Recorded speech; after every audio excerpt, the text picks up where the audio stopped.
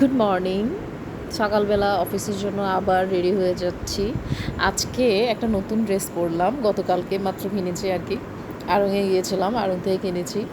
একটু অন্যরকম দেখে মনে হয় না যে আড়ংয়ের ড্রেসেরগুলোর মতো, ওই জন্যই নেওয়া। ফেব্রিকটা খুবই ভালো, একেবারে পিওর কটন। আর এই ব্লগটা না আমরা ছোটোবেলা থেকেই দেখে আসছে, আমার খুবই ভালো লাগে। আমার আন্টিদের কাছে, মামিদের কাছে এই প্রিন্টের কামিজ খুব দেখে এসছি আর কি।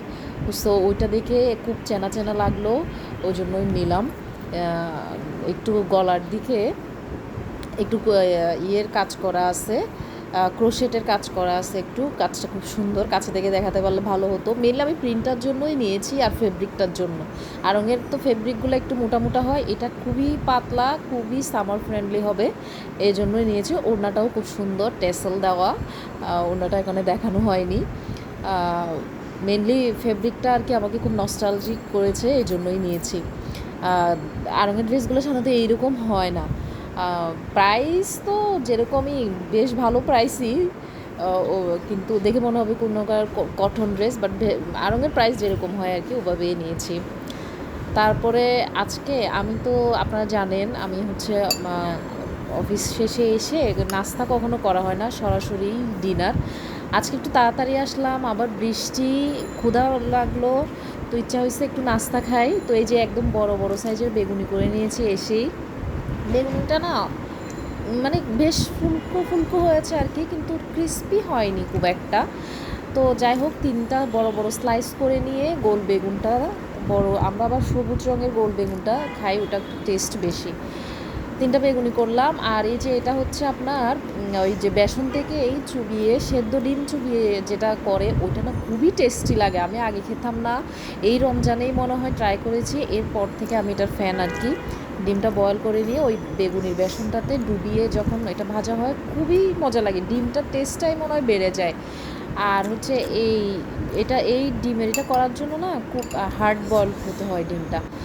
আর ওই যে ম্যাগি নুডলস। তারপরে রাতের বেলা এই সন্ধ্যার সময় আমি এতগুলো নাস্তা করলাম আর কি। তো রাতে এই জন্য রাতে তারপরেও আমার ভাত, আমি মনে হয় গতকাল রাতেও ভাত খাইনি, তো স্যুপ খেয়েছিলাম, বাইরে গিয়েছিলাম, ওই যে শপিং করতে গেলাম, ওইখানে স্যুপ খেয়ে চলে আসছি। এই জন্য ভাতের জন্য দুপুরে তো খাই না, এত ইয়ে লাগলো, এত না, এই জন্য এত নাস্তা করার পরে আবার একটু ভাত, খালা আসছিল, খালা একটু ভাত রান্না করে দিয়ে গেল। আর আমি হচ্ছে একটা মাছ ভেজে নিছি, একটা ইলিশ মাছ আর একটা হচ্ছে কোরাল মাছ। এখানে ভাত যদিও নিছি ওই 2 টেবিল চামচই। কোরাল মাছটা কিন্তু করেছি হচ্ছে আমি সকালের নাস্তার জন্য। শুনে সবাই আবার আতকে উঠেন না, নাস্তায় মাছ ভাজা? হ্যাঁ, মাছ ভাজা নাস্তায়ও খাওয়া যায়।